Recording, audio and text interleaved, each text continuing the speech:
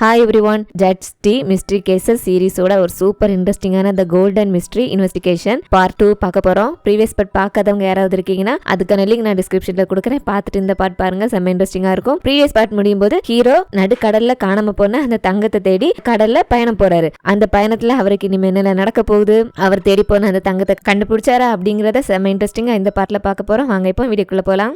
அப்படியே கப்பலுக்கு வெளியே புயல் பயங்கரமா அடிக்குது. அந்த கூவும் கப்பல் இருக்கிறவங்க சேர்ந்து அது எப்படியாவது இந்த புயல இருந்து தப்பிக்கணும்னு சொல்லிட்டு போராடிட்டு இருக்காங்க. போதாத குறைக்கு பாயெல்லாம் கட்டி வச்சிருப்பாங்கல்ல, அதெல்லாம் வேற அப்படியே சரிஞ்சு கீழே எல்லாம் விழுது. இப்படின்னு ஒரு வழியா அந்த ராத்திரி முடியுது, புயலும் அதோட முடியுது. அப்படி அடுத்த நாள் காலையில இந்த ஜேர்னில இவங்களுக்கு என்ன வேணா ஆகலாம்ல, இவங்க எதுக்காக வந்தாங்க, என்ன விஷயமா போறாங்க, எங்க போறாங்க அப்படிங்கிற இதுவரைக்கும் அவருக்கு தெரிஞ்ச விஷயங்கள் எல்லாம் ஒரு லெட்டரா எழுதி இவங்களுக்கு ஏதாவது நடந்துச்சுனாலும் இந்த லெட்டர் இந்த கோர்ட்டுக்கு போய் சேர்றது மாதிரி அங்க இவங்களுக்கு அந்த காலத்துல தூது போறதுலாம் புறா தானே, சோ புறாவோட காலில் கட்டி அனுப்புறாங்க. அதுக்கப்புறம் கமிஷனர் கூப்பிடான்னு சொல்லிட்டு வர சொல்றாங்க. அங்க போனா கமிஷனர் முன்னாடி ஹீரோயின், அந்த யூஸ், அப்புறம் அந்த டிரெக்டர் கு, அப்புறம் கடற்கரை ஓரமா ஒருத்தரை கண்டுபிடிச்சாங்க அவன் சொல்லிட்டு எல்லாரும் இருக்காங்க. இந்த கமிஷனர்ல இந்த வாங் கொரியால இருந்து அவ்வளோ நிறைய தங்கத்தை கடத்திட்டு வரானா, கண்டிப்பா அவன் தனியால இதை செஞ்சிருக்க முடியாது. அவன் சொன்னது மாதிரி இந்த பெங்களாய் துறைமுகத்துல இருக்கிற யாரோ பெரிய பிள்ளைங்க அவனுக்கு உதவி செஞ்சுதான் ஆகணும். அது இங்க இருக்கிறதுல யாரா வேணா இருக்கலாம் இல்லையா? அந்த கடற்கரை ஓரமா கிடைச்சவங்க கிட்ட போயிட்டு அப்புறம் நீ ஏதாவது மறைக்கிற, உனக்கு வேற ஏதாவது உண்மை தெரிஞ்சுச்சுன்னா மரியாதை என்கிட்ட சொல்லிடு, நானே கண்டுபிடிச்சேன், அப்புறம் நடக்கிறதை வேறன்னு சொல்லிட்டு மிரட்ட. ஐயோ, கொஞ்ச நாள் முன்னாடி தான் எனக்கு இன்னொரு விஷயம் ஞாபகம் வந்தது அப்படின்ட்டு இவன் இங்க இன்னொரு விஷயத்த சொல்றான். அந்த வாங்க இருக்கல, இவனு ஒரு வாட்டி ஏதோ ஒரு பார்ல உட்காந்து பேசிட்டு இருக்கும்போது அந்த வாங்க அவனுக்கு ஒரு லவ்வர் இருக்கிறதாகவும் அந்த லவ்வர் ஒரு சிங்கர்னும் அவ பெங்காய் சிட்டில ஒர்க் பண்றான்னு சொல்லிட்டு சொல்லியிருக்கான் போல. சோ இவனுக்கு அந்த விஷயம் ஞாபகம் வரவு சொல்லவே இங்கேயுமே 2 சிங்கர் இருக்காங்களே, ஹீரோயின் அப்புறம் அந்த யூசு பொண்ணு ஒரு கொரியன். இந்த தங்கத்தை கடத்திட்டு வரது கொரியால இருந்தானே, ஒருவேளை அவளா இருக்குமோ அப்படிங்கிற மாதிரி ஒரு சந்தேகம் வந்து இந்த பொண்ணை இந்த டிரான்ஸ்லேட்டரா கூட்டிட்டு வந்தது யாருன்னு பார்த்தா அந்த கூவோட அசிஸ்டன்ட். இந்த பொண்ணை நீ தானே ரெக்கமெண்ட் பண்ணிருக்க, சோ இந்த பொண்ணை பத்தி உனக்கு ஏதாவது தெரியுமான்னு கேட்க, அதுக்கு அவன் ஐயா எனக்கு அந்த பொண்ணை பத்தி எதுவும் தெரியாது, டிரான்ஸ்லேட்டர் வேணும்னு கேட்டாங்க. சோ அந்த பொண்ணு கொரியன் லாங்குவேஜ் சைனீஸ் ரெண்டும் பேசுவான்னு தெரியும், அதனால அந்த பொண்ணை கூட்டிட்டு வந்தேன்னு சொல்லிட்டு அவன் சொல்ல, கரையோரமா கிடைச்சவன் கிட்ட சரி இவங்க 2 பேரையும் பாரு, இதுல வாங்கோட லவர் யாராவது இருக்காங்களான்னு சொல்லிட்டு கேட்க, இவனும் அவங்க 2 பேரும் கொஞ்சம் குறுகுறுன்னு பாக்குறான். பார்த்தவன் நான் வாங்கோட லவரை ஒரு வாட்டி கூட பார்த்தது இல்ல, ஆனா அவன் அவனோட லவர் ஒரு கொரியன் பொண்ணுன்னு சொல்லியிருக்கான் அப்படின்னு சொல்ல இந்த பொண்ணை பயந்தே போயிடுறா. எங்க கொரியன் பொண்ணுன்னு சொன்னதும் தன்னோட மேல அந்த சந்தேகம் திரும்பிடும்னு சொல்லிட்டு பயத்துல அப்படியே ஹீரோயின் மேல மயங்கி விழுந்துறா. அந்த பொண்ணு பயந்த மாதிரி இவங்களோட சந்தேகம் அந்த பொண்ணு மேல திரும்புது. அந்த பொண்ணை டார்ச்சர் பண்ண ஆரம்பிக்கிறாங்க. அந்த பொண்ணோட அந்த கை விரல்களுக்கு இடையில எல்லாம் அந்த மர பலகைகளை விட்டு அந்த பக்கம் ஒருத்தர் இந்த பக்கம் ஒருத்தன்னு சொல்லிட்டு 2 பேருமா பிடிச்சி இழுக்கிறாங்க. அந்த பொண்ணு அலறி வலியில துடிக்கிறா. ஹீரோவனாலே ஒண்ணும் பண்ண முடியல, ஏன்னா இது கமிஷனரோட இன்வெஸ்டிகேஷன், இவர் தலையிட முடியாதுலன்னு சொல்லிட்டு பாத்துட்டு இருக்க. அந்த பொண்ணு எனக்கு எதுவும் தெரியாதுன்னு சொல்லிட்டு சொல்றா. பட் அங்க யாருமே நம்ப மாட்டேன்றாங்க. அந்த பொண்ணை மறுபடியும் டார்ச் பண்ண ஆரம்பிக்கவே அந்த பொண்ணு அந்த டார்ச்சரோட வலி தாங்க முடியாம, ஆமா நான் தான் அவனோட லவ்வர்னு சொல்லிட்டு ஒத்துக்கிறா. ஆனா இவளுக்கு அந்த வாங்க என்ன வேலையா, எதுக்கு, எங்க போயிருக்கான் அப்படிங்கிறது எதுவுமே தெரியாது போல இருக்கு. ஏதோ வேலையா கிளம்புறேன், கொஞ்ச நாள் கழிச்சு வந்து பாக்குறேன், இந்த வேலை மட்டும் முடிஞ்சிச்சுன்னா நமக்கு நிறைய காசு கிடைக்கும், அந்த காசு கிடைச்சதுக்கு அப்புறம் நம்ம 2 பேரும் கல்யாணம் பண்ணிக்கலாம், சந்தோஷமா வாழலாம்னு மட்டும்தான் சொல்லிட்டு போயிருக்கான். அப்படியாவே சொல்லிட்டு போய் 2 மாசத்துக்கு மேல ஆயிடுச்சு. ஆனா இது வரைக்கும் அவன் திரும்பி வரல, இது மட்டும் தான் எனக்கு தெரியும், வேற எதுவும் தெரியாதுன்னு சொல்லிட்டு அந்த பொண்ணு சொல்லிட. ஹீரோ நைட் ஃபுல்லா உட்காந்து அந்த துறைமுகத்துல எந்தெந்த ஷிப் வந்துச்சு போச்சு அப்படிங்கறது ஃபைல் பார்த்துட்டு இருந்தாரு போல இருக்கு. அதுல இருந்து ஏதாவது உனக்கு க்ளூ கிடைச்சான்னு சொல்லிட்டு கேட்கும்போது ஃபைல்ஸ் எல்லாம் பார்த்த ஹீரோக்கு ஒரு விஷயம் தெரிய வந்திருக்கு. என்னன்னா அந்த கொரியன்காரன் சொன்னால அந்த ஷிப் ஒரு ஐலாண்ட் பக்கத்துல நின்னுச்சு, அங்க இன்னொரு ஷிப் வந்து அதுல இருந்து ஒருத்தன் இருந்தான்னு சொல்லிட்டு அவன் சொன்ன அந்த சம்பவம் நடந்த அந்த நாள்ல இந்த டிரெக்டர் இருக்கார்ல, அவரு ஒரு சின்ன ஷிப் எடுத்து கடலுக்குள்ள போயிருக்காரு. சோ நீங்க எதுக்காக கடலுக்குள்ள போனீங்கன்னு சொல்லிட்டு ஹீரோ கேட்க, அதுக்கு இவரா இங்க பாருங்க பழி இப்ப எம்எல்ஏ தூக்கி போட பாக்குறீங்களா, ஸ்மக்லர்ஸ் அப்பப்போ கடல்ல போயிட்டு கொள்ளையடிக்கிறதா நான் கேள்விப்பட்டேன். சோ எனக்கும் அன்னைக்கு அதே மாதிரி டிப்பு கிடைச்சது, அதை அவங்கள பிடிக்கிறதுக்காக நான் ஒரு ஷிப் எடுத்துட்டு போனேன், இதுல என்ன தப்பு இருக்கு, நான் என்னோட வேலையை தானே செஞ்சேன்னு சொல்ல, ஹீரோல சரி உன்னோட வேலை செஞ்சு அது கரெக்டா அந்த சம்பவம் நடந்த அன்னைக்கு தான் நீ போகணுமா, எங்கேயோ இடிக்கல அப்படின்னு சொல்ல, இவரா ஐயோ கமிஷனர் எனக்கு அதுக்கு எந்த சம்பந்தமும் இல்லை, தங்கத்தை பத்தி இந்த ஷிப்பை பத்தில எதுவுமே தெரியாது, அப்படி ஒருவேளை தங்கத்தை நான் தான் மறைச்சு வச்சிருந்தேன், நாம அந்த ஷிப்பை ஃபுல்லா தரவா தேடிட்டோம்ல, அங்க எங்கேயுமே தங்கம் இல்லையா, அப்புறம் எப்படி நான் அதை செஞ்சிருக்க முடியும், நான் அதை செய்யவே இல்லைன்னு சொல்லிட்டு இருக்க. இங்க வெளியே இவங்க கப்பல் போயிட்டு இருந்த பாதையில பயங்கரமான பனி மூட்டமா இருக்கு, அதை சுத்தி எதுவுமே கண்ணுக்கு தெரியல. சோ அந்த விஷயத்த வந்து இங்க சொல்லவே எல்லாரும் என்னடான்னு சொல்லிட்டு வெளியே வந்து பார்த்தா அங்க பயங்கர புகை மூட்டமா இருக்கு. பக்கத்துல நிக்கிறவங்கள தவிர வேற யாரும் கண்ணுக்கு கூட தெரியல. அந்த புகை மூட்டை கிளியர் ஆகிறதுக்கே ரொம்ப நேரம் ஆகுது. ஒரு வழியா அந்த புகை மூட்டை கிளியர் ஆகி சூரிய வெளிச்சம் உள்ள வர ஆரம்பிக்குது. அந்த சூரிய வெளிச்சம் வரும்போது எல்லாரும் ஐயோ அங்க பாருங்க சொல்லிட்டு ஷாக் ஆகி கத்துறாங்க. என்னன்னு பார்த்தா அந்த டிரெக்டர் இருக்கான்ல, அவனை யாரோ கொலை பண்ணி தொங்க விட்டுருக்காங்க. அதுக்குள்ள இவனை யாரோ கொலை பண்ணிருக்காங்க. எல்லாரும் ஷாக் ஆகி நிக்க, இந்த கூல அவன் ரொம்ப பயந்து போயிடுறான். அவனோட கார்ட்ஸுங்க கிட்ட, இங்க பாருங்க நான் எங்க போனேன் கூடவே இருங்க, காரணத்தை கொண்டு எனக்கு எதுவும் ஆகாம நீங்க தான் பாத்துக்கணும் இருக்குன்னு சொல்லிட்டு ரொம்ப பயந்து போயிட்டு அவனை சுத்தி எப்போ ஆட்கள் இருக்கிற மாதிரி அரேஞ்ச் பண்றான். ஹீரோக்கு இது இப்போ ஒரு புது கேஸ் ஆயிடுச்சா, கமிஷன் வேற கூப்பிட்டு நம்ம இருக்கும்போதே இப்படி ஒரு கொலை நடந்திருக்கே, யார் என்ன பண்ணிருப்பான்னு சொல்லிட்டு அவரு டென்ஷன் ஆகி கத்தா இவங்க யாருன்னு சந்தேகப்படுவாங்க. ஃபாக் வந்து ஷிப்பையை மறைச்சப்ப எல்லாருமே டெக்கில் தான் இருந்தாங்க, டிரெக்டர்லயே யாரு கொலை பண்ணாங்கன்னு சொல்லிட்டு யாருமே கவனிக்கல. இதுல இன்னொரு விஷயம் என்னன்னா, அந்த டிரெக்டர் அவர் ஷிப்பை எடுத்து தனியா கடலுக்குள்ள போனாரு அப்படிங்கிற விஷயத்த ஹீரோ கண்டுபிடிச்சதுக்கு அப்புறம் தான் அவரை கொலை பண்ணிருக்காங்க. அவர் மூலமா ஏதோ ஒரு விஷயம் வெளியே வரக்கூடாதுன்னு சொல்லிட்டு தானே இதெல்லாம் பண்றாங்க. அப்போ அதுல சம்மந்தப்பட்டவங்க யாரோ ஒருத்தர் இந்த ஷிப்ல தானே இருக்காங்க அப்படின்னு சொல்லிட்டு சொல்லும்போது அப்படியே இந்த பக்கம் அந்த யூசுவை தனியா ஒரு ரூம்ல அடைச்சு போட்டிருக்காங்களா. அந்த பொண்ணு பயங்கரமா தாகத்துல தண்ணின்னு கத்த அந்த கோய் இருக்காருல்ல, அவருக்கு அந்த பொண்ணு நிலைமை பார்த்து பரிதாபமா இருக்கு. சோ தண்ணி கேட்கறாள்னு சொல்லிட்டு தண்ணி எல்லாம் கொடுத்து கோய் அந்த பொண்ணுக்கு அடிப்பட்ட இடத்துல மருந்துலாம் போட்டு கொடுத்துட்டு இருக்க. வெளியே எதுக்கு காவல அந்த மா பொண்ணுட்டு இருக்கா. நேரத்துல இங்க ஷிப்புக்கு மேல அந்த வாங்கோட மேப்பும் அந்த ஸ்டார்ஸை கால்குலேட் பண்ணுறதுக்கான டிவைஸ் இவங்களுக்கு கிடச்சதுல. ஸோ அந்த கூக்கு அந்த டிவைஸை வச்சு அந்த ஸ்டார்ஸை கால்குலேட் பண்ணலாம் தெரியும் போல. அவன் அந்த மேப்பில் மார்க் பண்ணியிருந்த மாதிரி இவங்களும் அந்த ஸ்டார்ஸை கால்குலேட் பண்ணி இவங்க கரெக்டான ரூட்டில் தான் போயிட்டு இருக்காங்களான்னு சொல்லிட்டு பார்க்குறாங்க. ஆனால் இவங்களுக்கு அந்த ஷிப்பில் அந்த ஹயான் விட்டுட்டு போயிருப்பான்ல, அதில் கிடச்ச அந்த வாங்லியோட அந்த மேப்பில் இருக்கிற கோஆர்டினேட்ஸுக்கும் இந்த டிவைஸில் வச்சு கால்குலேட் பண்ணும்போது கிடைக்கிற அந்த கோஆர்டினேட்ஸும் மேட்சே ஆகலை. ஸோ ஹீரோக்கு சுத்தமாக புரியல ஏன் மேட்ச் ஆகலை அப்படின்ட்டு. அப்போ அந்த ஃப்ரெண்டு தான் சொல்கிறேன், மேபி ஒருவேளை அந்த டிவைஸ் உடஞ்சிருக்கலாம், அதனால கூட மேட்ச் ஆகாமல் இருக்கலாம்ல. ஆனால் நம்ம இப்போ வாங்லியோ அதே ரூட்ல தானே போயிட்டு இருக்கோம், கவலைப்படாத கரெக்டா கண்டுபிடிச்சலான்னு சொல்லிட்டு. பட் ஹீரோ இல்ல, இதுல என்னமோ தப்பா இருக்கு, நாம என்னமோ அவனோட ரூட்ல போறது மாதிரி இல்ல, இந்த வேவ்ஸ் நம்மள எங்க கூட்டிட்டு போகுதோ நாம அப்படி போறது மாதிரி தான் இருக்குன்னு சொல்லிட்டு இவரு டவுட்டா எங்க சொல்லிட்டு இருக்க. இங்க இந்த மாப்பொண்ணுல கோவாவை தனியா கூட்டிட்டு போயிட்டு பயங்கரமா திட்டுறா. இங்க பாரு, நீ அந்த பொண்ணு கைதியா இருக்கா, அந்த பொண்ணோட நீ எப்படி சகவச்சம் வச்சுக்கிறது சரியே இல்ல அப்படின்ட்டு. அதுக்கு அந்த கோயில இல்ல, பாவம் அந்த பொண்ணு ரொம்ப நல்ல பொண்ணு, ஆனா அந்த பொண்ணை இப்படி கொடுமைப்படுத்துறாங்களே, ஸோ அந்த பொண்ணுக்கு நான் ஹெல்ப் பண்ணியாவேன்னு சொல்லிட்டு இவன் சொல்ல அவனை திட்டிட்டு இருக்க. அந்த நேரத்தில் யூசுவ் அடைச்சி வச்சிருக்கிற அந்த ரூமுக்குள்ள அந்த கூவோட அசிஸ்டன்ட் இருக்கான்ல, அவன் யாருக்கும் தெரியாம பதுங்கி போறதை பாக்குறாங்க. இவன் எதுக்கு இங்க போறான்னு சொல்லிட்டு இவங்க அவங்கள ஃபாலோ பண்ண ஆரம்பிக்க. அங்க அந்த ரூமுக்குள்ள போனவனும் கையில கத்தியோட போயிருக்கான், போயிட்டு அந்த பொண்ணை கொலை பண்ண பாக்குறான். இதுல இன்னொரு விஷயம் என்னன்னா, அந்த பொண்ணுக்கு இந்த இவனை நல்லாவே தெரிஞ்சிருக்கு. ஸோ இவன் எதை நம்மளை காப்பாற்ற வரான்னு நினைச்சிட்டு அந்த பொண்ணு சந்தேகப்பட இவன் கையில கத்தியோட வந்திருக்கானா. ஸோ அந்த பொண்ணுங்க பாரு, நான் அவங்க கிட்ட எதுவுமே சொல்லல, ப்ளீஸ் என்ன எதுவும் பண்ணாதன்னு சொல்லிட்டு அதுக்கு அந்த அசிஸ்டன்ட்ல உனக்கு நிறைய விஷயங்கள் தெரியும், ஸோ நீ மாட்டிக்கிட்டேன்னு நம்ம எல்லாருக்கும் ஆபத்து, நீ உயிரோட இருக்க கூடாது அப்படின்னு சொல்லிட்டு இவன் அவளை கொலை பண்ணலான்னு கிட்ட போறான். சோ இந்த அசிஸ்டன்ட்டுக்கும் இந்த பொண்ணுக்கும் கூட ஏதோ சம்பந்தம் இருக்குன்னு சொல்லிட்டு நமக்கு தெரியுதுல்ல. இப்படி கொலை பண்ண போகும்போது இவங்களை ஃபாலோ பண்ணிட்டு தான் கோய் மாவும் வந்தாங்கல்ல. அங்க வந்த கோய் அந்த பொண்ணை இவன் எதுவும் பண்ண விடாம காப்பாத்திடுறான். நீயும் கொரியன் தால, ஆனா உன்னோட ஐடென்டிட்டியை மறைச்சு நீ இங்க சைனீஸ் ஆள் மாதிரி கூவோட வேலையில இருந்திருக்கலன்னு சொல்லிட்டு இவங்க ரெண்டு பேருக்கு சண்டை வர. இந்த சண்டையில இவங்க அந்த ஷிப்புக்கு மேல வந்துடுறாங்க. ஸோ எல்லாரும் வந்துடுறாங்க. கோயும் சொல்லிடுறான் இவன் சைனீஸ்ல இவனு கொரியன் தான் அப்படின்ட்டு. ஹீரோ போயிட்டு நீ கொரியன், ஆனா நீ எதுக்கு இங்க பேரை மாத்திக்கிட்டு பதுங்கி இருக்கேன்னு சொல்லிட்டு விசாரிக்கும் போது இவன் கொரியால இருக்க சாதாரண குடிமகன், பொழப்புக்காக இங்க வந்தவன் கூட இல்ல, இவன் கொரியனோட மிலிட்டரி சோல்ஜர். இவன் எதுக்காக இங்க வந்திருக்கான்னா, கொரியால இப்ப வார் போயிட்டு இருக்கா. சோ அவங்களுக்கு நிறைய வெப்பன்ஸ் தேவைப்படுது. இங்க வந்து அவங்களோட நாட்டுக்கு தேவையான வெப்பன்ஸை இங்க இருந்து இல்லீகலா கடத்திட்டு இருந்திருக்கான். அதுக்கு ஹெல்ப் பண்ணதான் அந்த வாங்கு, அப்புறம் இந்த யூஸ் பொண்ணு இவங்க எல்லாம். சோ அதுக்கு பதிலா கொரியால இருந்து அங்க அந்த சுத்தமான தங்கத்தை இங்க வந்து இங்க கொடுத்துட்டு இங்க இருக்கிற வெப்பன்ஸை இவங்க கொரியாக்கு அனுப்புறாங்க. ஆனா அந்த வெப்பன்ஸ் இங்க இருந்து போகுதுன்னா கண்டிப்பா இங்க இருக்கிற அபிஷியல்ஸ் யாராவது ஹெல்ப் பண்ணி தானே வெப்பன்ஸ்லாம் அங்கே போகுது. கண்டிப்பாக இதை ஒரு பெரிய புள்ளி இவங்களுக்கு ஹெல்ப் பண்ணுறாங்க அப்படின்னு ஹீரோக்கு புரியுது.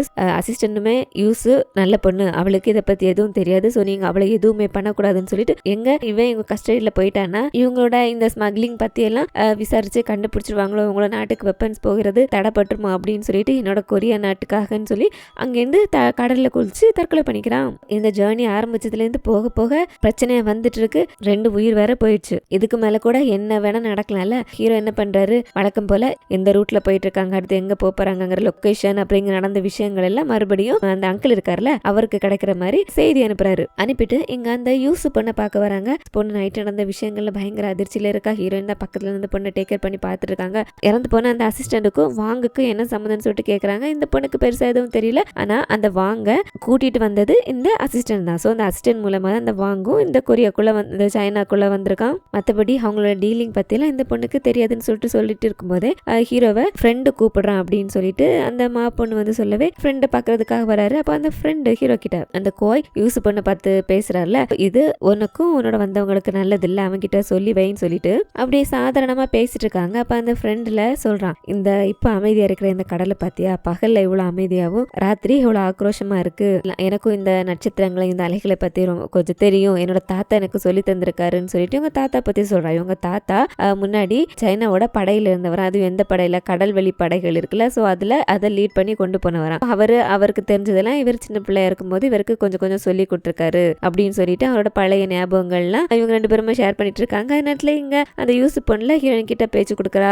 அவ காதலிச்ச அந்த வாங் அவன் என்னதான் வேலை பார்த்தாலும் பாக்குறதுக்கு ஆளு கடுமடா இருந்தாலும் இவகிட்ட நல்லா நடந்துட்டு இருக்காரு. இவர் நல்லாவே பார்த்துட்டு இருந்திருக்காரு. வாங்க ஏதோ ஒரு இன்ஸ்ட்ருமெண்ட் வாசிப்பான் போல இருக்கு. ஸோ அந்த இன்ஸ்ட்ருமெண்ட் இந்த பொண்ணுக்காக அடிக்கடி வாசிச்சு காமிப்பானா. அதோட அவன் செய்ய போற அந்த வேலை தான் லாஸ்ட் வேலை. அதுக்கப்புறம் அதில் வர வருமானத்துல நம்ம கல்யாணம் பண்ணிக்கலாம், எங்கேயாவது போயிடலாம், சந்தோஷமா இருந்தலாம்னு சொல்லிட்டு போனானா. பட் இப்போ எங்க இருக்கா என்னாச்சுன்னு சொல்லிட்டு எதுவுமே தெரியலன்னு சொல்லிட்டு ஹீரோயின் கிட்டையும் ஹீரோக்கும் உங்களை பிடிக்கும்னு நினைக்கிறேன், உங்க மேல ரொம்ப அக்கறையா இருக்காரு, உங்க 2 பேருக்குள்ள ஏதாவது இருக்கா என்னன்னு சொல்லிட்டு இப்படி இவங்க 2 பேரும் இங்க பேசிட்டு இருக்க. இங்க அந்த கமிஷனர் கிட்ட அந்த கூவரான் ஹீரோ தான் இதுக்கெல்லாம் காரணம், கடற்கரையில ஒதுங்கினவன் கூட சொன்னால இந்த ஸ்மக்லிங்ல மெஜிஸ்ட்ரேட்டுக்கு கூட ஏதோ சம்மந்தம் இருக்குன்னு சொல்லிட்டு அந்த மேப் கூட ஹீரோக்கு தான் கிடைச்சது. ஹீரோ தான் அந்த மேப்பை எடுத்துட்டு வந்து இந்த மேப்ல ஐலாண்ட் இருக்கு, ஸோ நாமளும் அங்க போனா தங்கத்தை பத்தி ஏதாவது தெரியும்னு சொல்லிட்டு இந்த பயணத்துக்கு தூண்டினதே ஹீரோ தான். அப்புறம் அந்த வாங்கோட லவர் அந்த சிங்கர், இந்த சிங்கர் இருக்கிற ட்ரூப் எது, ஹீரோனோட ட்ரூப். ஹீரோக்கும் கூட நல்ல பழக்கம் வழக்கம் இருக்கு.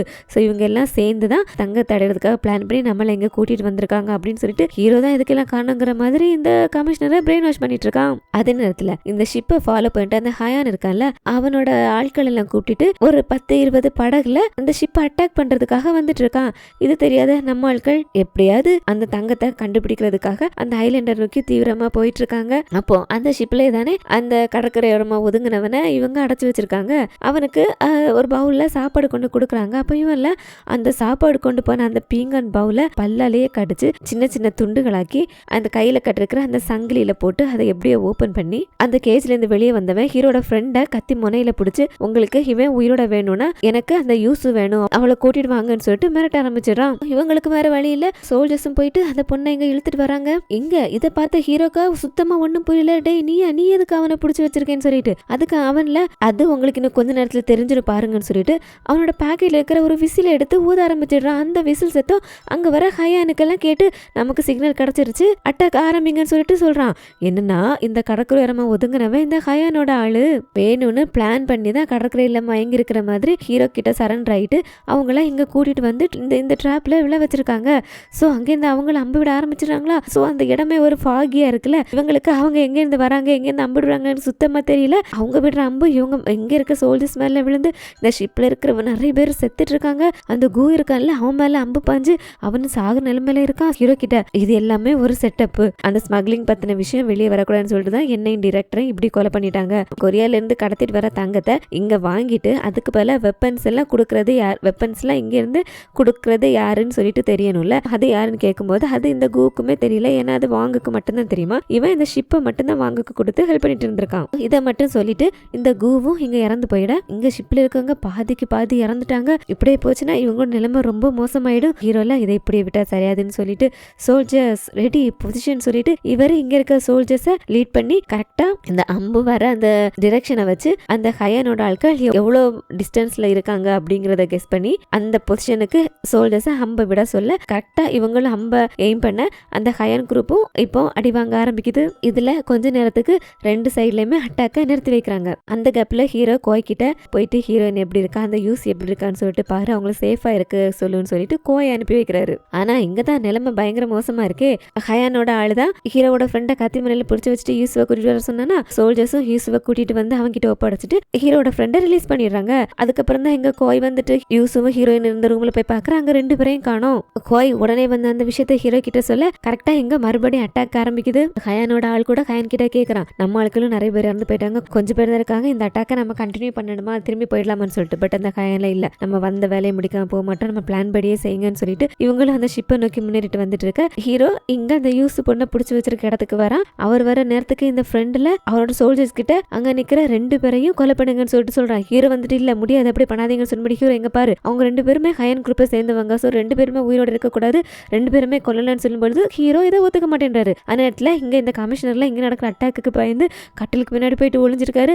அவர்கிட்ட சோல்ஜர்ஸ் வந்து சொல்றாங்க மேல இப்படி நடந்துட்டு இருக்கு, ஹீரோ நெகோஷியேட் பண்ண போயிருக்காரு அப்படின்னு சொல்லிட்டு. இதை கேட்டதுக்கும் ஆல்ரெடி அந்த கூ வேற ஹீரோ தான் இதுக்கெல்லாம் காரணம்னு சொல்லிட்டு சொல்லியிருக்காரா. இப்போ ஹீரோ தான் நெகோஷியேட் பண்ண போயிருக்கானா, ஹீரோக்கும் இதுக்கு ஏதோ சம்மந்தம் இருக்கு, மறுபடியும் ஹீரோ இதை பண்ணிட போறான்னு சொல்லிட்டு இவரும் அந்த சம்பவம் நடக்கிற இடத்துக்கு வராரு. இங்க வந்தா ஹீரோல அந்த யூஸ் பொண்ணுக்கு எதுவும் ஆயிடக்கூடாது, ஏன்னா அந்த பொண்ணை வச்சு அந்த வாங்கலியை பத்தியும் ஸ்மக்லிங்கை பத்தி ஏதாவது லீடு அந்த பொண்ணு கிட்ட இருந்து கண்டுபிடிக்கணும். அவர்கிட்ட இருக்க அந்த வெப்பன்ஸ் எல்லாம் சோல்ஜர்ஸ் கிட்ட கொடுத்துட்டீங்க பாரு, என்கிட்ட எதுவுமே இல்ல, நான் அவனை எதுவும் பண்ண மாட்டேன், பொறுமையாரு, நம்ம உட்காந்து பேசலாம் அப்படின்னு சொல்லிட்டு. பட் அவனை எங்க பாருங்க, உட்காந்து பேசுறதுக்குலாம் எங்க டைமே இல்ல, என்னோட ஆட்கள் சீக்கிரம் இந்த ஷிப்புக்குள்ள வந்துருவாங்க, அதோட இந்த யூஸ் இருக்கல்ல, இவளுக்கு தான் அந்த தங்கம் எங்க இருக்கு அப்படிங்கிற விஷயம் தெரியும், எங்களுக்கு அந்த தங்கம் வேணும், அந்த தங்கத்தை பதுக்கி வச்சிருக்க அந்த வாங் எங்களுக்கு வேணும், இவ வாங்லியோட காதலிங்கிற பட்சத்துல இவளை பிடிச்சி வச்சா எங்க வாங்லி தானே வெளியே வந்துருவா, எங்களுக்கு அந்த தங்கமும் கிடைச்சிடும் சொல்லிட்டு சொல்ல ஹீரோ அந்த யூஸ் பொண்ணை காப்பாற்றணும் அப்படிங்கிறதுக்காக அந்த இடத்துல இங்க பாரு, இவளுக்கு அந்த தங்கத்தை பத்தி எதுவுமே தெரியாது, அவளை விட்டு எதுவாக இருந்தாலும் நாம 2 பேரும் பேசிக்கலாம்னு சொல்லிட்டு சொல்றாரா. ஹீரோ சாதாரணமா சொன்ன இந்த விஷயம் கூட இந்த கமிஷனர்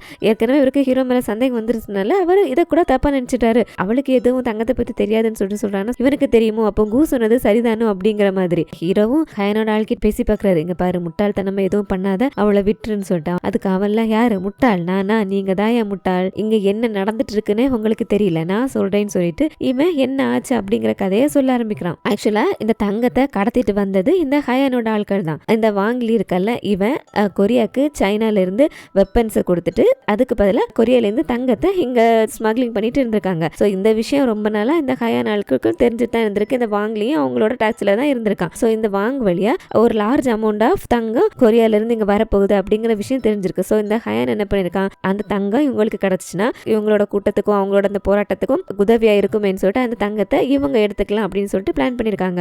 அதுக்காக இவங்க அந்த வாங்கு கிட்ட போய் பேசி இந்த வாட்டி வர தங்கத்தை இவங்க யாருக்கு வழக்கமா கொடுப்பாங்களோ அவங்களுக்கு கொடுக்காம இவங்களுக்கு கிட்ட கொடுத்துறணும் அப்படின்னு சொல்லிட்டு இந்த வாங்கு அப்புறம் இவனுக்கு ஹெல்ப் பண்ற அந்த கு அப்புறம் டைரக்டர் ஈ இவங்க 3 பேருக்குமே பங்கு கொடுக்குறோம்னு சொல்லி இவங்களை இந்த திட்டத்துக்கு ஒத்துக்க வச்சிருக்காங்க. அதுக்கப்புறம் இவன் வழக்கமா அந்த ஷிப்ல கூட்டிட்டு போற க்ரூ மெம்பர்ஸ்ல 10 பேரை இந்த ஹயனோட ஆட்களை மாத்திருக்காங்க. மாத்திட்டு கொரியாக்கு போயிட்டு அந்த தங்கத்தை எடுத்துட்டு வர வழியில தான் இந்த வாங் அந்த ஹயனோட ஆட்களை சேர்த்து அந்த க்ரூ மெம்பர்ஸ் எல்லாரையும் கொலை பண்ணிட்டு அந்த தங்கத்தை அங்கிருந்து கடத்திட்டு போயிருக்கான். அதுக்கப்புறம் இவங்க பிளான் பண்ண மாதிரி சொன்ன டேட்ல இவங்க அந்த ஷிப்ல போய் தங்கத்தை இவங்க வாங்கிட்டு வரலன்னு சொல்லிட்டு போகும்போது அங்க எல்லாருமே இறந்து கிடந்திருக்காங்க. இந்த அப்பதான் இவங்களுக்கு அந்த வாங்கி இவங்களை ஏமாத்திட்டான் அப்படிங்கறத புரிஞ்சிருக்கு. இவங்களுக்கு அந்த வாங்க கண்டுபிடிக்கணும். அப்பதான் இவங்களோட குரூப் மெம்பர்ஸ் 10 பேரை கொண்டு அந்த வாங்கையும் பழி வாங்கிட்டு இவங்களை ஏமாத்தி கொண்டு போய் அந்த தங்கத்தை இவங்க எடுத்துக்கணும்னு சொல்லிட்டு இவங்க ஆள்ல ஒருத்தனான இவனை ஏதோ அந்த ஷிப்ல இருந்து தப்பிச்சு கரையோரமா ஒதுங்குன மாதிரி இங்க அனுப்பியிருக்காங்க. அதோட இவங்களுக்கு அந்த ஷிப்பை செக் பண்ணப்போ அந்த ஹயான் ஒரு மேப்பை தேடி வந்து அதை விட்டுட்டு போனால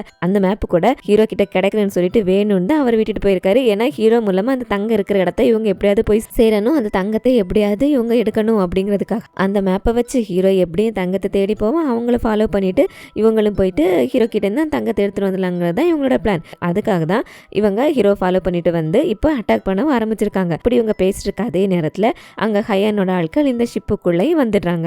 2 சோல்ஜர்ஸ்க்கும் பயங்கரமா இங்க சண்டை நடந்துட்டு இருக்கு. ஹயானோட ஆட்கள் இங்க ஷிப்ல இருக்க சோல்ஜர்ஸ்லாம் அடிச்சு போட்டு முன்னேறி வந்துட்டு இருக்காங்க. இதெல்லாம் பார்த்துட்டு பயந்து போயிட்டு ஹீரோயினும் ஒரு இடத்துல ஒளிஞ்சிட்டு இருக்காங்க. அந்த ஹயானும் அந்த வழியா தான் கடந்து போறான். ஸோ போறதுக்கு முன்னாடி அங்க இருக்கிற ஹீரோயினையும் பாக்குறான். ஹீரோயினை எதுவுமே பண்ணல, பார்த்துட்டு அப்படியே போயிடுறான். ஆனா ஹீரோயினுக்கு தான் சின்ன வயசுல இந்த இடத்துல நீ அடைஞ்சிருந்தேன்னா இதோட ஒன்னு வாழ்க்கை முடிஞ்சு போயிடும், வெளியே வான்னு சொல்லிட்டு அந்த இறக தூக்கிட்டு போயிட்டு போன அந்த ஹயானா இப்படி இந்த மாதிரி நடந்துக்கிறான்னு சொல்லிட்டு புரியல. ஸோ அவங்களும் ஷாக் ஆகி போற அவனே பார்த்துட்டு இருக்க இங்க முன்னேறி வந்த ஹயான் இங்க ஹீரோயில இருந்த இடத்துக்கு வந்துடுறான். இவங்களோட சோல்ஜர் ஒருத்தனை பிடிச்சி வச்சுக்கிட்டு ஹீரோ கிட்ட நீ எங்களை இந்த கோல்டு இருக்கிற இடத்து வரைக்கும் கூட்டிட்டு வந்ததுக்கு ரொம்ப நன்றி, அதோட அந்த கோல்டு எங்க இருக்குன்னு கண்டுபிடிக்கிறதுக்கான ஒரே குழு அந்த பொண்ணு தான். ஸோ யூஸ்வா நாங்க எங்களோட கூட்டிட்டு போறோம்னு சொல்லிட்டு அவர் சொல்லி வாய மூடல அந்த ஃப்ரெண்ட் இருக்கான்ல ஒரு ஆரோ எடுத்து அந்த பொண்ணு மேல விட்டுறான். ஏன்னா அவனுக்கு அந்த தங்கம் இந்த ஹயனோட ஆட்கள் கையில கிடைக்க கூடாதுல்ல. ஸோ இந்த பொண்ணு தான் தங்கம் எங்க இருக்குன்னு தெரிஞ்ச ஒரே வழினா எதுக்கு அந்த பொண்ணு அவங்களோட கையில கொடுப்பானேன்னு சொல்லிட்டு அவன் அந்த பொண்ணு மேல அம்பஞ்சிர அந்த பொண்ணு அப்படியே சாஞ்சு கீழே விழ ஹீரோ ஓடிப்ப அந்த பொண்ணை தாங்கி பிடிச்சிடாரு. இதுல எல்லாரோட கவனம் திசை திரும்பிடுதா நம்ம சோல்ஜர்ஸ் அடுத்தது அந்த ஹயனோட ஆட்களை அட்டாக் பண்ண இதுல கடற்கரை கிடைச்சான்ல அவன் மேல அம்பு பட்டு அவன் அந்த இடத்துல இறந்துட்டான். இந்த ஹயன் அங்கேருந்து தப்பிக்கலான்னு சொல்லிட்டு அந்த ஷிப்ல இருந்து வெளியே குதிக்கும் போது இந்த ஃப்ரெண்டு விட்ட ஒரு அம்பு அவனோட முதுகுல பட்டுடுது. அந்த அம்பு பட்ட காயத்தோட அவன் கீழே இருந்து அவனோட படகுல குதிச்சு அவன் அங்கேருந்து தப்பிச்சுட்டு இங்க சாக நிலைமையில இருந்த அந்த யூஸ் பொண்ணுல ஹீரோவோட கையில வாங் அந்த தங்கத்தை எங்க வச்சிருக்கான்ல எனக்கு தெரியாது, ஆனா அவன் அங்க இருந்து போகிறதுக்கு முன்னாடி என்கிட்ட புரியாத 3 வார்த்தைகளை சொல்லிட்டு போனான்னு சொல்லிட்டு அது என்ன வார்த்தைகள்னு சொல்லிட்டு ஹீரோவோட கையில எழுதுறா. பட் அந்த 3 வார்த்தைகள்ல முதல் வார்த்தை மட்டும் தான் அவளால முழுசா எழுத முடிஞ்சது. மீது 2 வார்த்தைகளை எழுத முடியறதுக்கு முன்னாடி அந்த பொண்ணு உயிரை விட்டுடுறா. உடனேல அந்த கமிஷனரும் ஹீரோயின் 2 பேரும் கூட்டணும், அவங்க 2 பேரும் ஹயானுக்கு ஹெல்ப் பண்ணி அவங்க தான் இந்த நிலைமைக்கு காரணம்னு சொல்லிட்டு அவங்க 2 பேரையும் சுட்டு தள்ளுங்கன்னு சொல்லிட்டு அந்த சோல்ஜர்ஸ் கிட்ட சொல்லிடுறாங்க. சோல்ஜரும் ஹம்ப இவங்க 2 பேரையும் பார்த்து குறிப்பாய்க்க ஹீரோக்கா அட பாவிகளான்னு சொல்லிட்டு பக்கத்துல இருக்கிற அந்த மிதக்க கொடுவை ஒன்னையும் தூக்கிட்டு ஹீரோயின் இன்னொரு கையில காலையும் பிடிச்சிட்டு அந்த ஷிப்லேருந்து குதிச்சிடுறாரு. பட் அதுக்கப்புறம் அவரால் அந்த நீந்தி மேலே வரவே முடியல. ஏன்னா இவருக்கு தான் சின்ன வயசில் ஹீரோவோட அப்பா தண்ணியில் குதிச்சு இறந்து இவர் காப்பாற்ற போய் அதனால அவருக்கு ஏற்பட்ட அந்த அதிர்ச்சினால அந்த பயம் இருக்குல்ல, உள்ள குதிச்சவருக்கு அந்த சின்ன வயசு சம்பவம் ஞாபகம் வந்துடுது. அவரால் மேலே வர முடியல. அவர் ஸ்ட்ரகிள் பண்ணுறதை பார்த்துட்டு ஹீரோயின் தான் அவரை மேலே கொண்டு வந்து காப்பாற்றி அங்கே இவங்க குதிச்ச இடத்துக்கு பக்கத்தில் இருக்கிற ஒரு ஐலாண்டில் கரை ஒதுங்குறாங்க. வேற வழி இல்லை, இவங்களை ரெஸ்கியூ பண்ணுறதுக்கு யாராவது வர்றது வரைக்கும் இங்கே தான் இருக்கணும். ஸோ அங்கேயே தீ முட்டிக்கிட்டு 2 பேர் வெயிட் பண்ணிட்டு இருக்காங்க. அப்போ ஹீரோயின் கேட்குறாங்க யார் நம்மளை காப்பாற்ற வருவா அப்படின்னு சொல்லிட்டு. அப்போ ஹீரோ சொல்றாரு, ஒவ்வொரு வாட்டியும் புறா மூலமாக அவர் அனுப்பின லொக்கேஷன் விஷயங்களை வச்சுட்டு அங்கிள் நம்மளை ஃபாலோ பண்ணிட்டு இருக்காரு. ஸோ கண்டிப்பாக அவர் வருவாருன்னு சொல்லிட்டு நைட் ஃபுல்லாக வெயிட் பண்ணிட்டு காலையில் பார்க்குறாங்க. இவங்க கரை ஒதுங்கின இந்த ஐலாண்ட்லேயே இவங்க ஒரு டெட் பாடியை கண்டுபிடிக்கிறாங்க. அந்த டெட் பாடி வேற யாரோடது இல்லை, அந்த வாங்லியோடது. அதுவும் முதுகுல கத்தியால குத்துன மாதிரி காயத்தோட பக்கத்துலயே ஒரு மிதக்கிற குடுவையோட இங்க போனமா கிடக்குறான். அந்த குடுவையை பார்த்ததுமே ஹீரோ கண்டுபிடிச்சிடாரு. அன்னைக்கு அந்த கரை ஒதுங்கின கோஸ்ட் ஷிப்பில் கூட 4 குடுவையிலேருந்து ஒரு மிதக்கிற குடுவை காணாம போயிருக்குல்ல. ஸோ அந்த மிதக்கிற குடுவையோட கடலில் குதிச்சவன் இந்த வாங்கு தான் அப்படின்ட்டு. இந்த வாங்கு தான் தங்கத்தை எடுத்துட்டு எங்க தலைமறைவாயிட்டேன்னு சொல்லிட்டு எல்லாரும் இவனை தேடிட்டு இருக்காங்க. ஆனா இங்க இந்த வாங்கு இங்க பணமா கிடக்குறானா, ஸோ வேற யாரோ இந்த வாங்க கொலை பண்ணியிருக்காங்க, அந்த தங்கத்தையும் எடுத்துட்டு போயிருக்காங்க. அது யாருன்னு சொல்லிட்டு இப்போ இவங்க கண்டுபிடிக்கணும். ஹீரோ இதை பார்த்துட்டு இருக்கவே அங்க இவர் கெஸ் பண்ணது மாதிரி அங்கிள் இவங்களை ரெஸ்கியூ பண்றதுக்காக வந்துடுறாரு. அதுக்கப்புறம் ஷிப்ல ஏறிட்டு ஹீரோவும் அங்கிள் கிட்ட ஒரு வாட்டி அந்த தூது விடும் போதுல அந்த ஸ்டார்ஸை பத்தின கோஆர்டினேஷனையும் அந்த புறாவோட காலில் கட்டி அங்கிளுக்கு அனுப்பிட்டு அதை பத்தி விசாரிக்க சொல்லியிருப்பாரு போல இருக்கு. ஸோ இவருமே லைப்ரரி அப்படி இப்படின்னு சொல்லிட்டு போயிட்டு விசாரிச்சு அதை பத்தின புக்ஸ் எல்லாம் எடுத்துட்டு வந்திருக்காரு. ஹீரோவும் அதெல்லாம் ரெஃபர் பண்ணிட்டு யூஸ் பொண்ணு சாகிறதுக்கு முன்னாடி ஹீரோவோட கையில 3 வார்த்தையில ஒரு வார்த்தை எழுதினால, ஸோ அது என்ன வார்த்தைன்னு சொல்லிட்டு இவர் பேப்பர்ல எழுதுறாரு.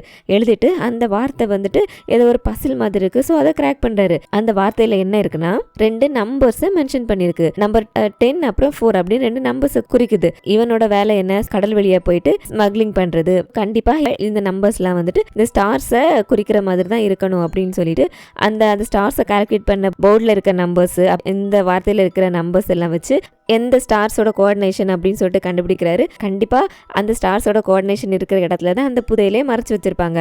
ஆனா மற்ற 2 வார்த்தைகள் அந்த பொண்ணு சொல்லாம இறந்து போயிட்டால, ஸோ அந்த இருக்க நம்பர்ஸை கண்டுபிடிச்சானே எக்ஸாக்ட் லொகேஷன் தெரியும் அப்படின்னு சொல்லிட்டு அங்கிள் ஒரு டவுட் சொல்லும்போது ஹீரோ சொல்றாரு, அந்த வாங்க பார்த்தா கண்டிப்பா அவன் படிச்சவன், இந்த ஸ்டார்ஸை பத்தின அறிவு இருக்கிற மாதிரி இல்ல, கண்டிப்பா அவனுக்கு இந்த ஸ்டார்ஸை பத்தி எல்லாம் யாராவது சொல்லி கொடுத்துருக்கணும். சொல்லி கொடுத்த அந்த ஆளு தான் அவனோட கூட்டாளியான அந்த பையர் இன்னொரு ஆளு. ஸோ அவனை நாம பிடிச்சிட்டோம்னா அந்த புதையில் இருக்கிற இடத்த பிடிச்சிடலாம் அப்படின்ட்டு என்ன நடந்திருக்கும் அப்படின்னு சொல்றாரு. அப்போ அங்கிளுமே இவங்க இந்த பயணம் வந்ததுக்கு அப்புறம் அவர் அங்க விசாரிச்ச விஷயத்த சொல்றாரு. என்னன்னா ஹீரோ கூட அந்த சம்பவம் நடந்த அன்னைக்கு தனியா ஷிப் எடுத்து கடலுக்குள்ள வந்தாருன்னு சொல்லிட்டு பார்த்ததுனால அங்கிள் அந்த விஷயத்த விசாரிச்சிருக்காரு. அங்க அந்த துறைமுகத்துல அன்னைக்கு டிரெக்டர் ஷிப்ல போனதை அங்க இருந்த சோல்ஜர் ஒருத்தர் பார்த்திருக்காரு. பட் அவர் மட்டும் போகல, கூடவே முகத்தை மறைச்சிக்கிட்டு இன்னொருத்தர் போயிருக்காரு. ஸோ அந்த இன்னொருத்தர் தான் கண்டிப்பா அந்த ஸ்டார்ஸை பத்தி நல்லா தெரிஞ்ச இந்த தங்கத்தை ஸ்மக்லிங் பண்றதுல இவங்களுக்கு ஹெல்ப் பண்ற அந்த மெயின் ஆளா இருக்கணும். பட் அவரோட ஃபேஸை கவர் பண்ணியிருந்தனால யாரும் அவரோட முகத்தை பார்க்கலங்கிற விஷயத்த சொல்லும்போது ஹீரோ கரெக்டா விஷயத்த பிடிச்சிடாரு. என்னன்னா அன்னைக்கு அந்த டிரெக்டருக்கு அந்த முகமுடி போட்ட அந்த மிஸ்டீரியஸான ஆளும் அந்த தங்கத்தை அந்த வாங்கி வந்துட்டு இருக்கிற அந்த ஷிப்பில் போயிட்டு அவங்ககிட்ட இருந்து வாங்குறதுக்காக யாருக்கும் தெரியாம அந்த ஷிப்பை எடுத்துட்டு தனியா கடலுக்குள்ள போயிருக்காங்க. அந்த கோஆர்டினேஷனுக்கான மேப்பு மொத்தம் 3 இருந்திருக்கணும். 1 அந்த வாங்கி கிட்ட, 1 இந்த யாருன்னு தெரியாத இந்த நபர் கிட்ட, இன்னொன்னு அந்த ஹயான் கிட்ட. ஹீரோ அந்த ஃபைல்ஸை செக் பண்ணும்போது இவங்க அந்த ஷிப் எடுத்துட்டு போனப்போ வெதர் ரொம்ப கிளியரா இருந்திருக்குது. ஒரு ஷிப்பு ஒரு சுமூகமான பயணம் போறதுக்கு ஏற்ற மாதிரி இருந்திருக்கு. டிரெக்டரும் முகம் தெரியாத ஆளும் கடலுக்குள்ள அந்த வாங்க மீட் பண்றதுக்காக அவங்க ஏற்கனவே ஹயானுக்கு தெரியாம பேசி வச்சிருந்த இடத்துல போயிருந்திருக்காங்க. முகம் தெரியாத ஆள் மட்டும் அதுக்கப்புறம் போன ஷிப்ல இருந்து ஒரு சின்ன படகு மூலமா அந்த வாங்கோட ஷிப்ல ஏறி இருக்கான். அங்க போயிட்டு அந்த வாங்க கொலை பண்ணிட்டு அந்த மொத்த தங்கத்தையும் தானே எடுத்துக்கணும், அவனோட ஷிப்ல கூட வந்த யாருக்கும் அந்த தங்கத்தை பத்தி தெரியக்கூடாது, அவங்க யாருக்கும் பங்கு கொடுக்க கூடாதுன்னு சொல்லிட்டு உருட்டுக்கட்டைகள்லாம் உருட்டின மாதிரி கூட நம்ம ஸ்டார்டிங்ல பார்த்திருந்தோம்ல, ஒரு பெரிய பொருள் எங்க மூவ் பண்ணிருக்காங்கன்னு சொல்லிட்டு அந்த கோல்டு இருந்த பாக்ஸை அந்த உருட்டுக்கட்டைகள் வழியா மூவ் பண்ணி அதை கயர்ல கட்டி கடலுக்குள்ள போட்டிருக்காங்க. அப்படி உருட்டு விட்ட அந்த உருட்டுக்கட்டைகள், கட் பண்ணப்பட்ட துண்டிக்கப்பட்ட நிலை இந்த கயர், இதெல்லாம் தான் ஹீரோ அந்த கோஸ்ட் ஷிப்ல செக் பண்ணும்போது அப்பவே கவனிச்சிருந்திருப்பாரு. சோ அந்த தங்கம் இப்ப இருக்கிற இடம் கடலுக்கு அடியில. இதை கேட்டுட்டு அங்கிள் கேட்கிறாரு, என்னது கடலுக்கு அடியில அந்த தங்கத்தை பதுக்கி வச்சு நினைச்சவன் என்ன லூசா, இவ்வளவு ஆழமான கடல்ல அந்த தங்கத்தை போட்டு வச்சா எப்படி அவன் எப்படி எடுப்பான், எப்படி அவனோட கையில கிடைக்கும், ஒருவேளை அவன் யாருக்கும் கிடைக்க கூடாது அப்படின்னு சொல்லிட்டு அப்படி பண்ணிருப்பானு சொல்லும்போது ஹீரோ சொல்றாரு, இல்ல அந்த தங்கம் அவனுக்கு மட்டுமே கிடைக்கணும்னு சொல்லிட்டு அப்படி பண்ணிருப்பான் அப்படின்னு சொல்லிட்டு சொல்லும்போது தங்களுக்கு புரியல. அப்புறம் எப்படி அந்த தங்கத்தை அவன் எடுப்பான்னு சொல்லிட்டு அப்போ ஹீரோ இங்க ஒரு இன்ட்ரெஸ்டிங்கான விஷயம் சொல்லுவாங்க பாருங்க. இவங்க சொன்னாங்கல்ல ஒரு ஐலாண்ட்ல ஷிப் நின்னுச்சு, அங்கதான் யாரோ வந்தாங்க, வாங்க மீட் பண்ணாங்கன்னு சொல்லிட்டு. அந்த ஐலாண்ட் இருக்கிற இந்த கடல் ஏரியா 100 வருஷத்துக்கு ஒரு வாட்டி இந்த அலைகள்லாம் பின்னாடி போகுமா, பின்னாடி போயிட்டு அந்த இடமே ட்ரை ஆயிடுமா. அந்த 100 வருஷத்துக்கு ஒரு வாட்டி வர அந்த நாள் இன்னைக்கு. அந்த மிஸ்டீரியஸான ஆளுக்கு அலைகளை பத்தியும் இந்த ஸ்டார்ஸை பத்தியும் இந்த கடல் உள்வாங்கிற விஷயத்தை பத்தி தெரிஞ்சிருக்கு. அதனால்தான் கரெக்டா அந்த லொகேஷன்ல வாங்க தங்கத்தை எடுத்துட்டு வர சொல்லியிருக்கான். இவன் போயிட்டு வாங்க கொலை பண்ணிட்டு அந்த தங்கத்தை அந்த கடல் பகுதியில பதுக்கி வச்சிருக்கான் அப்படின்னு சொல்லிட்டு சொல்லும்போது நமக்கும் அந்த மிஸ்டீரியஸான ஆள் யாருன்னு காமிக்கிறாங்க. கடைசியில அது யாரு வேற யாருமே இல்லை, ஹீரோவோட ஃப்ரெண்டு.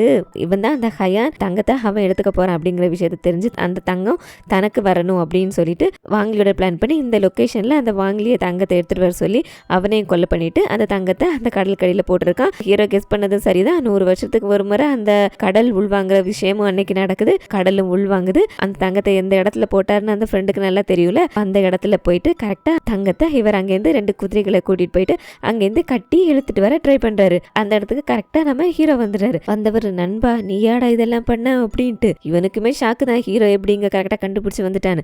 இருந்தாலும் எதையும் காட்டிக்காம ஹீரோ பார்த்ததும் ஃப்ரெண்ட் இல்ல நண்பா நீனு உயிரோட தான் இருக்கியா, உனக்கு எதுவும் ஆகலையா, நல்ல வேலை நீ தப்பிச்சிட்ட பாத்தியா, தனியால நான் அந்த ஸ்டார்ஸோட கோஆர்டினேஷனை வச்சு இந்த தங்கம் எங்க இருக்குன்னு சொல்லிட்டு கண்டுபிடிச்சிட்டேன், வா நம்ம 2 பேரும் எடுத்துட்டு போறான்னு சொல்லிட்டு. ஹீரோல நீ தானே இதுக்கு எல்லாத்துக்கும் காரணம், இதுக்கு பிளான் பண்ணி எல்லாரையும் கொலை பண்ணி இந்த தங்கத்தை அடையணும்னு நினைச்சது நீ தானே அப்படின்னு சொல்லிட்டு. சோ இந்த ஃப்ரெண்டுல ஹீரோ எல்லாம் தெரிஞ்சுட்டு தான் வந்திருக்கான்னு சொல்லிட்டு, ஓ தெரிஞ்சுக்கிட்டியா, ஆமா நீ எப்போ இடத்துல இருந்து என்ன சந்தேகப்பட ஆரம்பிச்ச அப்படின்ட்டு. ஹீரோ இவர் எப்படி ஃப்ரெண்டு மேல சந்தேகப்பட்டாரு அப்படிங்கிற விஷயத்த சொல்றாரு.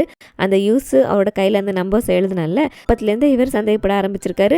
அப்போ அந்த ஃப்ரெண்டு அந்த யூசியோட கையில என்ன எழுதுனான்னு திரும்பி பார்த்துதான் இவர் பார்த்திருக்காரு. அப்போ இவர் சந்தேகப்படல. அதுக்கப்புறம் உள்ள சம்பவங்களை வச்சுதான் இவரும் ஃப்ரெண்டு தான் அப்படிங்கறத கண்டுபிடிச்சிருக்காரு. என்னன்னா ராணிக்கு எதிரான அந்த மினிஸ்டர்ஸ்லாம் இருக்காங்கல்ல, ஸோ அவங்களுக்கு ராணிக்கு எதிராக மக்களை தூண்டுறதுக்கு நிறைய காசு வேணும். அவங்களுக்கு அந்த அளவு காசு இல்லை. ஸோ அதுக்காக தான் இந்த கொரியா கிட்ட தங்கத்தை வாங்கிட்டு இவங்களோட மிலிட்டரி வெப்பன்ஸ் எல்லாம் இவங்க கொடுத்துருக்காங்க. அதுக்கு அந்த மினிஸ்டர்ஸ் எல்லாம் மிடில் மேனை யூஸ் பண்ணது யார, இந்த ஃப்ரெண்டை. அந்த வாங்க தானே கடல்ல போயிட்டு அந்த பொருட்களை கைமாத்துறது. கடல்ல பயணம் பண்றவனுக்கு அந்த ஸ்டார்ஸை பத்தி வேவ்ஸை பத்தி நான் தெரிஞ்சுக்கன்னு சொல்லிட்டு இந்த ஃப்ரெண்டு தான் அவனுக்கு ஸ்டார்ஸை பத்தி எல்லாம் கத்து கொடுத்துருக்கான். இப்படி போயிட்டு இருக்கும்போது தான் ஒரு நாள் ஹயான் எப்படி இந்த ஸ்மக்லிங்கை பத்தி தெரிஞ்சுக்கிட்டு அந்த தங்கத்தை அவன் எடுத்துக்கணும்னு சொல்லிட்டு இந்த வாங்க மீட் பண்ணி இவனுக்கு பங்கு தரேன்னு சொல்லிட்டு இவன் கிட்ட டீல் பேசிருக்கான். பட் இந்த வாங்குக்கு தெரியும் இப்படி பண்ணா கண்டிப்பா இவன் மாட்டிப்பான், இங்க இருக்கிற மினிஸ்டர்ஸ் இவனை விட மாட்டாங்க, கொரியால இருக்கவங்களும் இவனை விட மாட்டாங்கன்னு சொல்லிட்டு சரி ஃப்ரெண்டு கிட்ட சொன்னா ஃப்ரெண்டு நமக்கு ஹெல்ப் பண்ணுவான், மினிஸ்டர் கிட்ட எல்லாம் பேசி ஹயான் குரூப்பை இவங்க ஏதாவது பண்ணிடுவாங்க, அவனோட பிரச்சனை இனி இருக்காதுன்னு சொல்லிட்டு நம்பி இவன் ஃப்ரெண்டு கிட்ட சொல்லியிருக்கான். ஃப்ரெண்டோட புத்தி இங்க குறுக்கா யோசிச்சிருக்கு,